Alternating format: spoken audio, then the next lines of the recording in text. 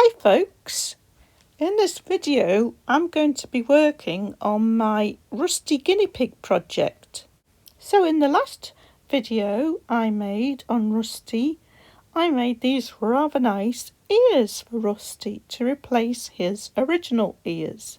And in this video I'm going to be removing Rusty's front legs because I want to make him some polymer clay legs that are more like real guinea pig legs.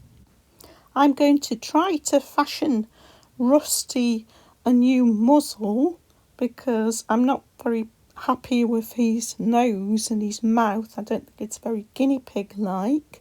And finally, I want to work on a carrot accessory for Rusty that Rusty will react to because I want to put electronics in Rusty.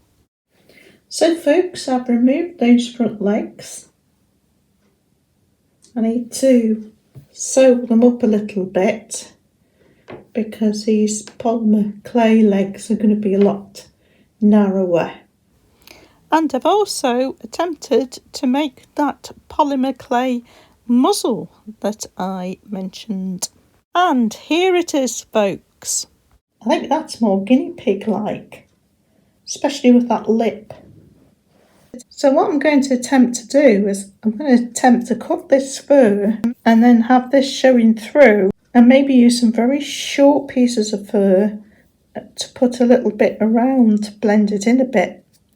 But we'll see how it goes. So I've sewn in the muzzle and we're going to put a little bit of super glue around the edge to sort of strengthen it, keep it in place.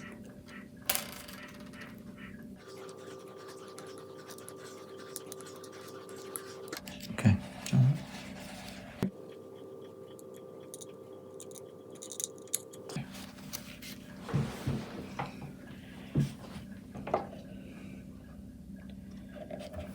So the glue seems to have stuck it, so I'm going to leave that, and then the next job is I'm going to try and cut some of this fur that I took off the belly, cut it very, very fine and try and glue sort of a thin powder of fur on bits of the face to try and blend it in a bit.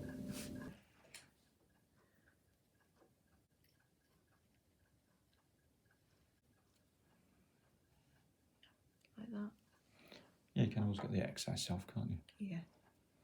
Like best of you. I brought some brushes and you might want to sort of like gently tamp it down afterwards, slide it in.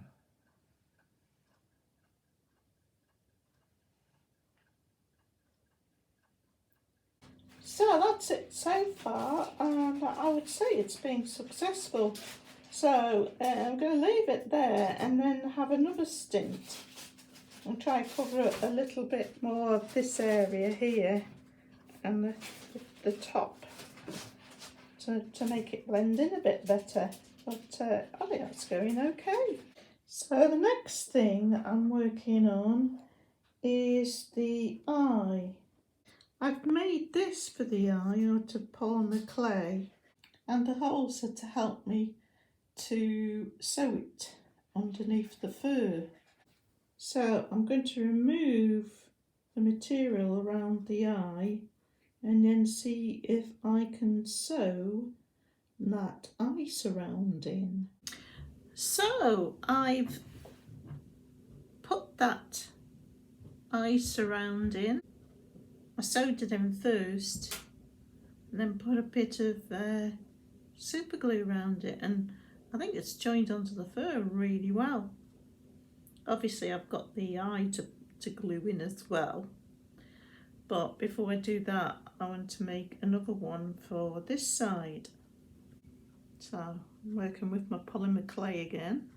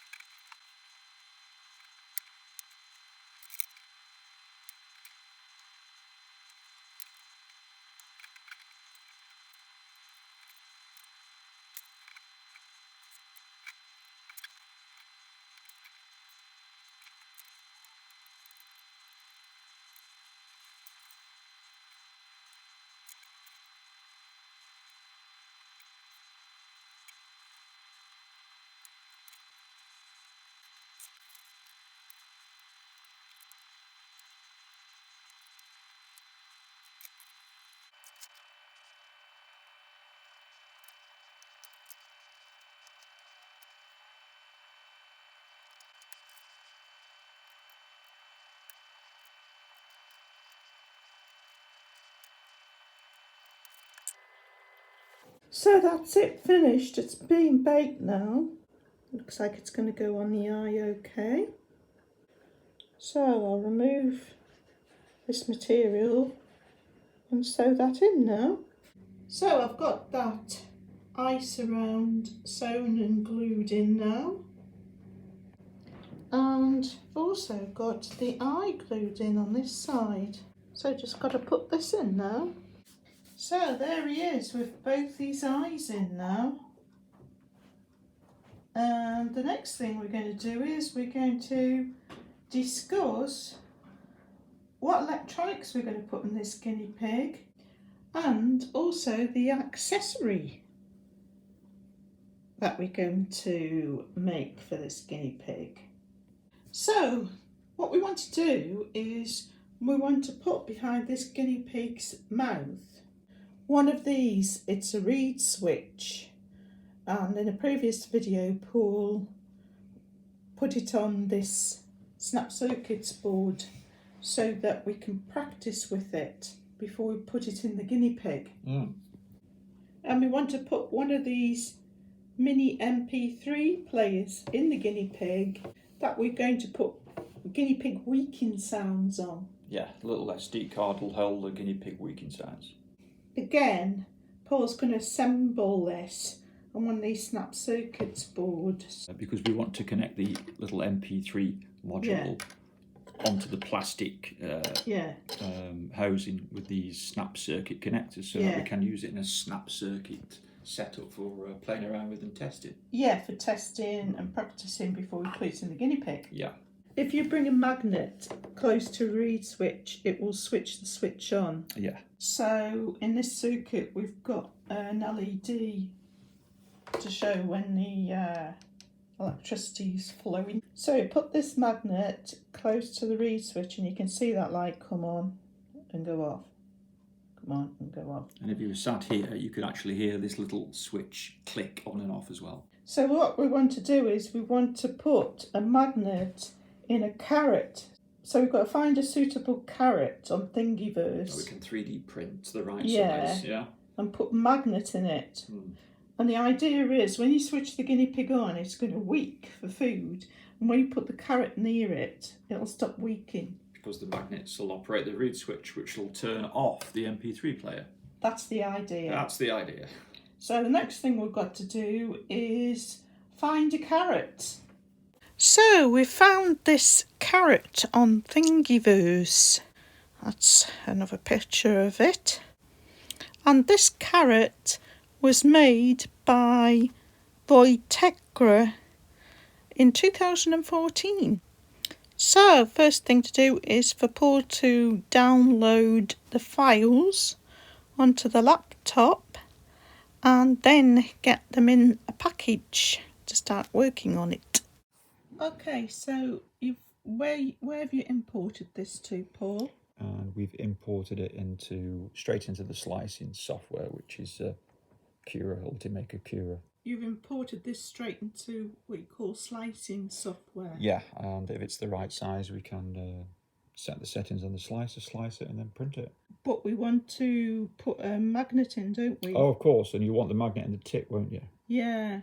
Right, we better investigate that then with the magnet size that we use. Yeah, so we'll choose a magnet first and then you'll have to measure the magnet, won't you? Yeah. So this is the magnet that Paul has chosen to put into the carrot, and he just needs to measure this now. Okay, so you've imported the, the STL file? Yes, for the carrot. Into Mesh Mixer. Yeah. And you've taken a measurement of the magnet. And I've also imported that into the same drawing. Right. So the magnet's 10 millimeters long. That's the cylinder you can see inside the carrot. So if you look at the little bit of carrot which is existing above the magnet, there's about 10 to 15 millimeters. Can you see that? 10 to 15 millimetres. So that's about a centimetre and a half. That's all right, because I can sort of push that underneath. So from there to there? Yeah, because I can sort of push it underneath his mouth. So the magnet... And That'd be good because it's like he started chewing it when he stopped squeaking. So what one face of the magnet has got to get close enough to the reed switch. Yes, to that's operate okay, it, yeah. So you've changed the carrot a bit. Yeah. You've cut it in half Mm-hmm. and you've made it hollow. Yeah, this was all done in Mesh Mixer. So that's the view from underneath. So that means you can put the magnet in and just sort of push it along. As far as it'll go, yeah. Yeah. It should probably be around there where the arrow is. Right. Is that ready to print? It is, yeah. 2 halves of carrot. Oh, good.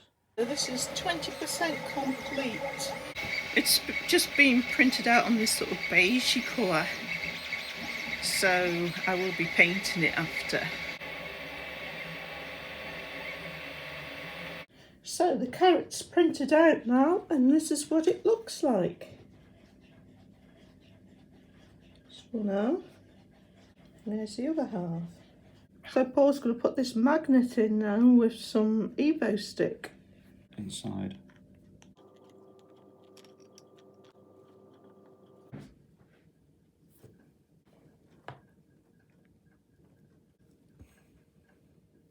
So that's that magnet located.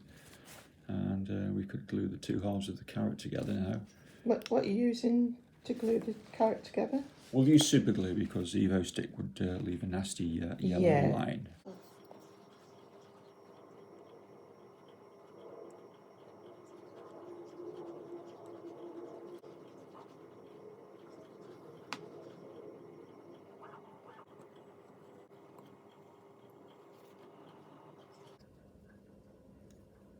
Okay, that's it. So we've just got a magnet to put in this end now, because we decided to put in 2 magnets so that we can use either end to trigger the reed switch in the guinea pig's mouth.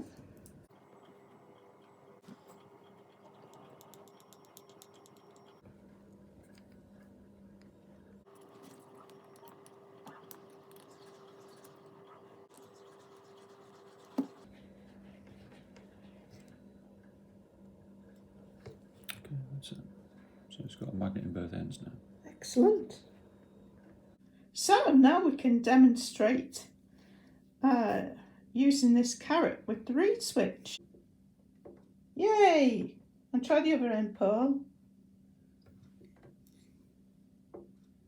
Yay! Success.